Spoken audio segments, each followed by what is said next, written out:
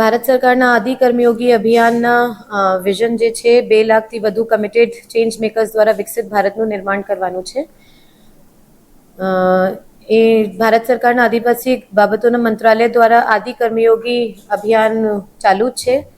આ અભિયાનનો હેતુ સંવેદનશીલ, પારદર્શક અને જવાબદેહ સરકારી તંત્રને પ્રોત્સાહન આપવાનું અને બોટમ અપ અપ્રોચ અને જનભાગીદારી સાથે આયોજન કરી તમામ જરૂરી સુવિધાઓ પૂરી પાડવાનું છે.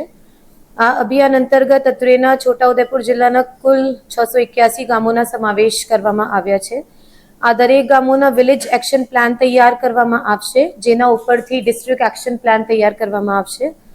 વિલેજ એક્શન પ્લાનમાં દરેક ગામ તમામ સગવડો સાથે એક આદર્શ ગામ કેવી રીતે બની શકાય તે બાબતની માહિતી તૈયાર કરવામાં આવશે અને ત્યારબાદ તેના ઉપરથી ભવિષ્યમાં વિકાસના જેટલા કામો છે એમાંથી જ લઈ લેવામાં આવશે. આ અભિયાન અંતર્ગત ચરણબદ્ધ પદ્ધતિથી અત્રેના છોટાઉદેપુર જિલ્લાના કુલ 6 વિભાગો જેમ કે ગ્રામ વિકાસ, મહિલા અને બાલ વિકાસ, આરોગ્ય, પોષણ, આદિજાતિ વિકાસ, જલશક્તિ અને વન વિભાગના અધિકારીશ્રીઓ અને કર્મચારીશ્રીઓને વિસ્તૃત તાલીમ આપવામાં આવશે. આ તાલીમમાં તમામ અધિકારીશ્રીઓ અને કર્મચારીશ્રીઓને આદિજાતિ લોકોના વિકાસના કામોનો આયોજન કરી પૂર્ણ કરવા માટે પ્રેરણા આપવામાં આવશે.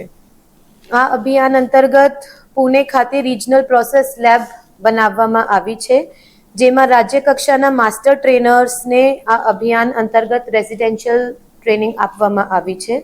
સ્ટેટ પ્રોસેસ લેબમાં જિલ્લા કક્ષાના માસ્ટર ટ્રેનર્સને ગાંધીનગર ખાતે રેસિડેન્શિયલ તાલીમ 25મી ઓગસ્ટથી 28મી ઓગસ્ટ સુધી આપવામાં આવી રહી છે.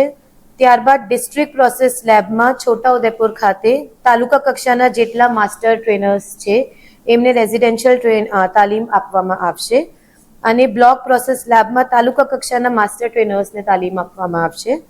દરેક ગ્રામ પંચાયતમાં આદિ સેવા કેન્દ્ર ઊભા કરવામાં આવશે, જેમાં ગામના કોઈ પણ નાગરિક જઈને રજૂઆત અને પોતાના સૂચન આપી શકશે.